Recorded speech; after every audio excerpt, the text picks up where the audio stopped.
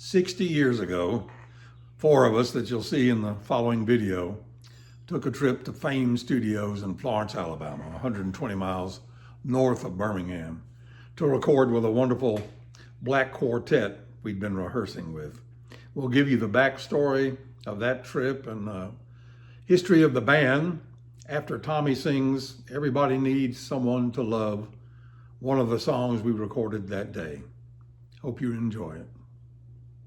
1, 2, 3, 4, 5, 6.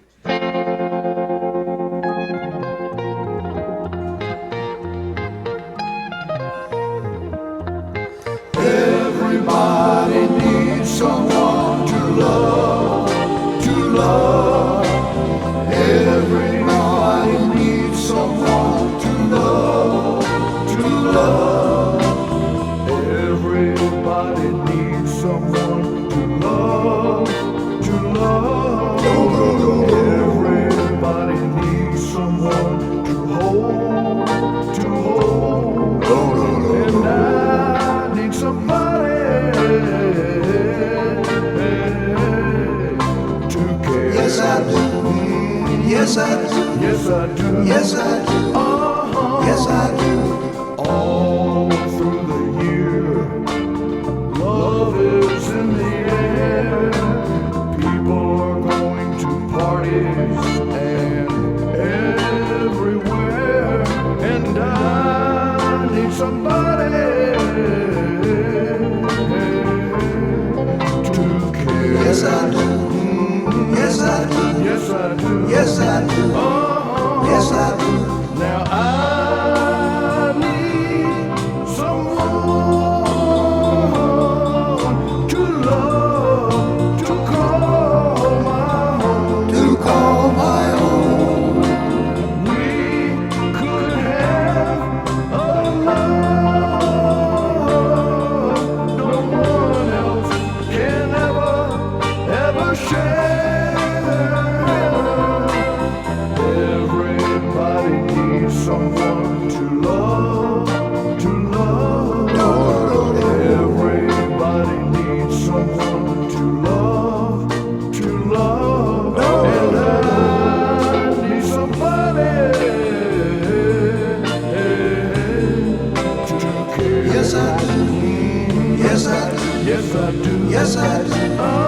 Yes, I do. Everybody needs someone to love, to love. Everybody needs someone to hold, to hold. And I need somebody to care. Yes, I do. Yes, I do. Yes, I do. Yes, I do. Yes, I do. Yes, I do. Yes, I do. Yes, I do. Oh, yes, I do. Yes, I do. Yes, I do. Yes, I do. Yes, I do. Yes, I do. Yes, I do. Yes, I do. Yes, I do. Yes, I do. Yes, I do. Yes, I do. Yes, I do. Yes, I do. Yes, I do.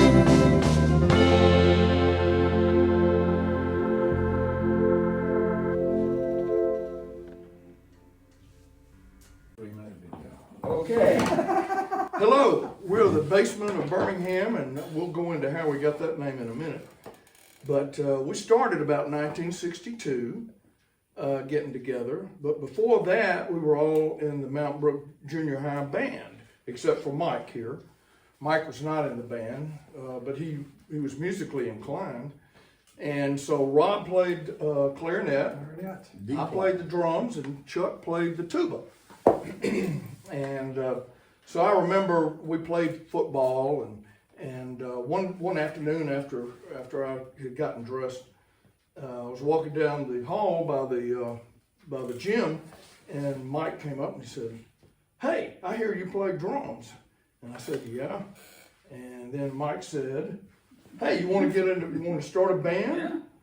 And so he said he had a guitar, and so we started playing together. Did you have that Epiphone at that time? No.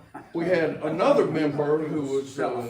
Bert McTeer that played saxophone, and so we would kind of get together over at his grandmother's house, and she let us wail and get loud out on the porch, and so we did some Dixieland. And I think our first recording was at Reed Recording Studio in Birmingham on 2nd Avenue North, about 1962. Above Britling's cafeteria. Above Britling's cafeteria. The bus stop. And we actually cut a record. But we did 3 or 4 songs, and they were mostly Dixieland. Direct to disc. Yeah, acetate. had a disc that you put a hard stylus on, and it had a drive as well as a stylus down the center, and or what do you call that thing in the center? The axle. Oh, yeah. So it had a drive wheel, it had a drive, and as well as an axle. Anyway, so we did that, and that was our first recording.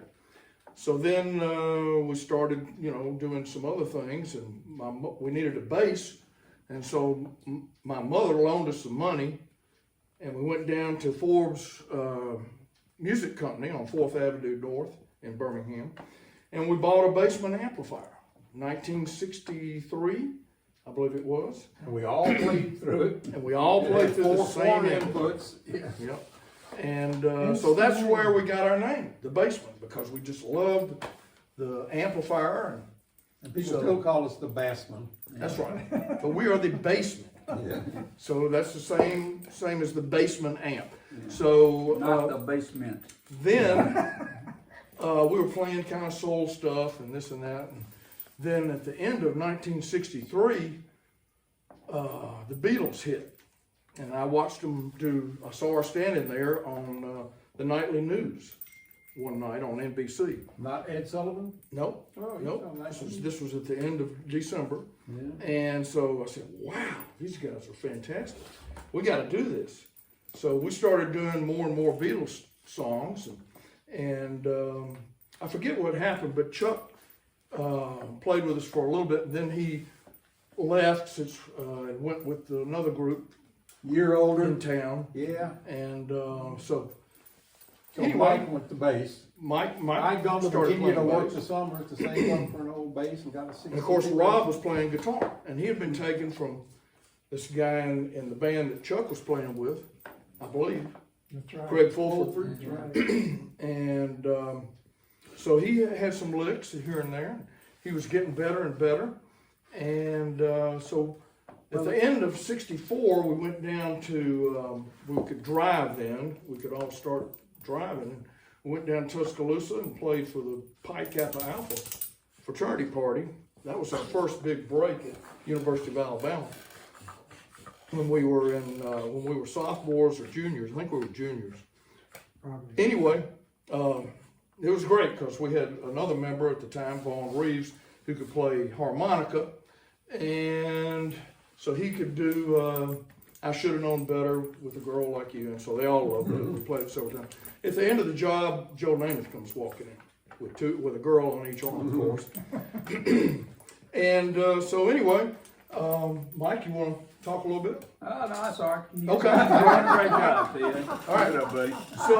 So anyway, towards we'd been to Bowell's recording studio, which was in English Village at the time, just down the street from Key Circle in Birmingham, and we'd done a few recordings, maybe did Money or something like that, and a few other tunes, and so then I ran into my church friend Bob Bell at school one day, and he said, "Hey, I hear you've got a band, and I've got this guy that can really sing well, and he's got a quartet with him." And I said, "Really?" And he said, "Yeah." I said, "What's he Bob doing?" worked at the Shell station, right? Yeah, Shell Station, or maybe it was the Gulf Station at that time in Crestline Village, and he was changing flats and doing minor tune-ups, that kind of thing. And so we said, "Well, okay, where can we get together?" I said, "Well, maybe we could do it at your house, Bobby, because it wouldn't be a good idea for us to come bring all these black guys over to our house, because this was 1964, late '64, and so So anyway, we went over to Bobby Bell's house, which was right behind Crestline School. And we might remind them, in '63 was that terrible church bombing Yes, that's right. That's right. of the 16th Avenue Baptist Church, so it was still tense. So there were riots in downtown Birmingham. We just wanted to play music. I just let remind, we're leading up to a song we just recorded. Yeah, but I want to back up a little bit and say that we all went down to Destin, Florida, and stayed at the Sun and Sand in 1964 in the summertime. And so we had this nice lady that ran the place named Miss Finkelstein, and she would let us go up and set up in the breezeway between the two different apartment complexes. And so we were to get up there and play for several hours every night. And Chuck and I had been there the year before playing banjo and guitar together. But that was kind of a proving ground for us in a way, because we got used to playing for a few people in 1964 in the summertime before we went down to Tuscaloosa and started really doing the college Your circuit. Cavern Club. That's right. It's also every teenage boy's dream to play rock and roll music on the beach. That's right. Exactly. And get to stay down there for free. What a deal. That's right. Exactly. So anyway, in late 1964, we to get back to Braxton and the Vandellos, who Braxton had come from Detroit, and I don't know the story behind it, but apparently he was from Birmingham and went to Detroit trying to make it, and recorded a couple of tunes up there. One of them was "I Need You," and it was a great song, but it just never went anywhere. But he actually got it on the Motown label. Yeah, got it on a Motown label. It was pretty neat. And so anyway, he fell on hard times or whatever, came back to Birmingham and started working at the Gulf Station in Crestline Village. And so then we went over to Bobby Bell's house because he went to the same church and his mother went to the same church. She taught us Sunday school, that kind of thing. And these four black guys showed up. This is 1964 late, and they were still having riots downtown and everything else. So we got together and we learned 3 or 4 songs. And Original songs. that were written by Braxton. Yeah. The first one was "Everybody Needs Someone to Love." The second one was That was a cover. "Night of Nights." Yeah. And the third one was "Talking About Money." And so anyway, we made a demo at Bowell Studios, which was at the time under the Cleaners and English Village. And so we could get in the back way and nobody'd see us, you know. And so anyway, we recorded this demo tape, and then one cold winter's day in late December, I think it was right after Christmas, Mrs. Bell drove us up to Nashville in her 48 Ford or whatever it was. It was an old car. And Bobby and I went up there, Bobby Bell and I and Mrs. Bell went up to Nashville. And we drove around to a few places here and there. And we finally went to this place called Tree Publishing. I said, "What is that?" Oh. It turns out it was Billy Sherrill, who had been in business with the guy that started Fame Studios, Rick Hall, in Muscle Shoals. So we just happened to just fall into this by serendipity, and walked in and let him. He said, "Would you listen?" My Mrs. Bell said, "Will you please listen to this?" And so he took heart and listened to it. And he said, "You know, I like it." And he said, let me see what I can do here. By the way, I want you to come back here in this this recording studio next door. And it's an RCA recording studio.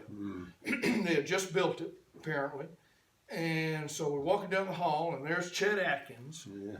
And he's a very nice guy. He's just down home kind of guy. Shakes hand, talks to us for 2 or 3 minutes. And when we go on down the hall a little further, we find a studio. And in there is Boots Randolph packing up his saxophone.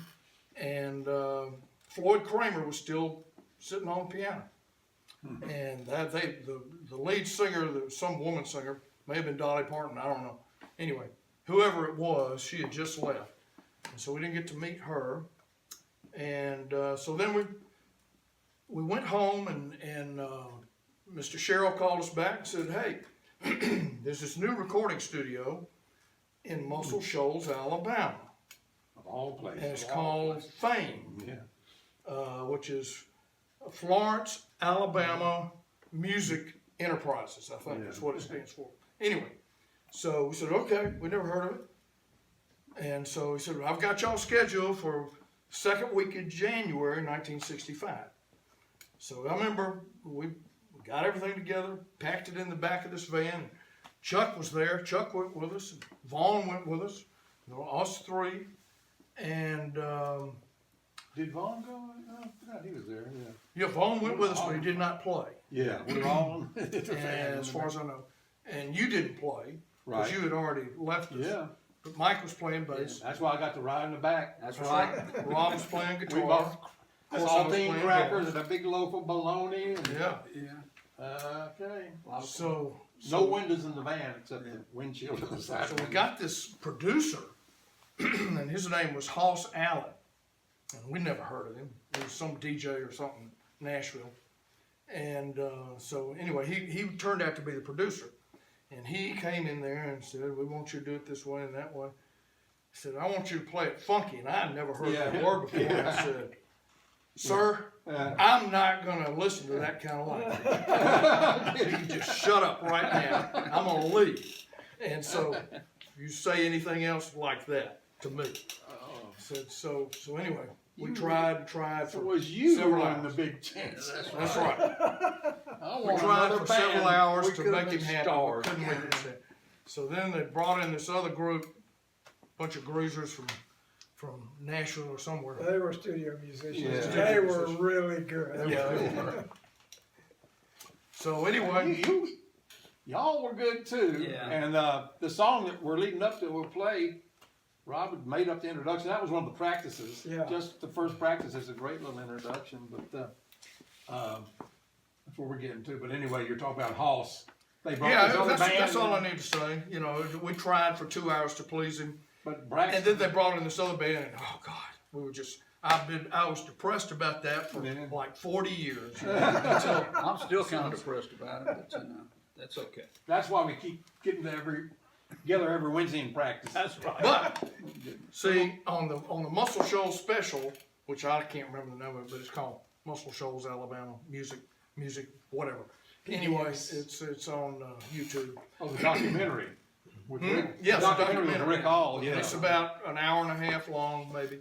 Yeah. And so anyway, that was the MO, or the modus operandi for Fame. They would have a certain group to back up a singer or whatever, and if they couldn't make it happen, they'd get rid of them and bring in another one. And if that didn't work, they'd get rid of them and bring in another one. And so that was just the way he learned to do his business. So anyway, I don't feel so bad about But it. Braxton wasn't going to have any of it. No, Right. no. Yeah, so I mean, that was that's what what- we yeah. He could have made it big because he wrote good songs and they were a good group. And this is kind of one of the a poignant part of this whole story that we wanted to make sure that was put forth was the fact that Rick Hall said, "Hey, either you get a new group to back you up, or What, Rick or Hoss? Hoss, Hoss Allen, yeah, you back you up, or we're not going to do this." And so Braxton just told him, he said, "If these guys don't back us up, forget it." But we wouldn't have made it 5 minutes in the real world. Right. We would have been Oh, you put yourself down. shot Yeah. in 1965. Well, probably Would have so. been shot. But anyhow, so Braxton, I mean, this was probably his one shot at the big time, and he gave it up because he felt loyal to us because we had gone out of our way in Birmingham to help him out and to back up his group, and we really enjoyed that time together. Those guys were funny and fun and Terrific. really good Very, very singers. All of them were excellent singers. So anyway, later on, after the smoke cleared, about 3 months later, we decided, well, we're gonna record this song I Need You. And so That Braxton had written. we had to get Braxton's permission, and so you know, we couldn't ever find him. He was in and out at the Gulf Station in Crestline. So I think he had quit his job or been fired or something. Anyway, so I had to go downtown to the projects of these long apartment buildings that were down across from the 16th Street Baptist Church, which had been blown up 2 years previously, or a year and a half previously, and or at least the basement had. And so I go to this place, and he told me where he lived. He was up on the second floor. So I walked up to the second floor. It looked like it was about maybe 200 feet from one end to the other. And I started walking down this hallway. I heard people yelling at each other, and finally heard a gunshot. And I said, "Oh God, I'm out of here." So I left and finally got in touch with him through Bobby Bell, I think, and he came by my house one afternoon and signed the contract where we were allowed to get the rights to the song. And so we recorded it at Boutwell's. And Leanne on the other side. Leanne on the other side, that was another one that was They got totally- Airplay in Birmingham, and you can Google it, still on Yeah. YouTube, the label comes up. So And anyway- part of this, if anybody can get in touch, it's Van Santte. Van Santte. If anybody of his family, if by Yeah. miracle anybody watching this knows, I think anything it's up VANZANTT, on the record, it's Santte. Is it? Okay. I guess that's, if you went down and got Okay. it official, but anyway, we'd love to hear. We'd love to hear about from any of those guys. And we'd like to do this, but anyway, that kind of helped us. He helped us. We helped him a little bit, but he helped us a lot. And Tommy sang the song that we're leading up That's to. right. Yeah, it kind of as a, Everybody needs someone to love. Oh, so we should say 60 years later, Tommy's wife Pam runs across these tapes. Right. We've been wondering where they were, so We hadn't been my, able to my find them. old reel-to-reel tape recorders had broken, so I got a tape recorder. We went back and heard some of our old band practices, but the Vandellas working up these songs, and we've always been impressed with the songs. They just really and the were way they great. sang it. Really Yeah. were good. Yeah. So this is our meager attempt at Paying Giving homage. homage, paying paying homage tribute, to him. We're no doo-wop singers, as probably you may have gathered. Yeah. But we gave it our best shot. And Rob, if you look right behind you, there's a box with about 400 of our. Oh, on the right, the one on the right of that. Oh yeah. the brown box. I need you. Yeah. Photograph records. So Okay. we just Send like you to sample know with that if care. anybody's if anybody's interested, We have a few left over. Half price. yeah, they're on sale right now That's right. $1 a piece. for the low price. Unbelievable. Yeah. Yeah, take it out of the wrapper there, Chuck. Yeah. They may not be able to play these anymore. They don't have a 45 player. They may not know what they are. Yeah, Lee. Okay.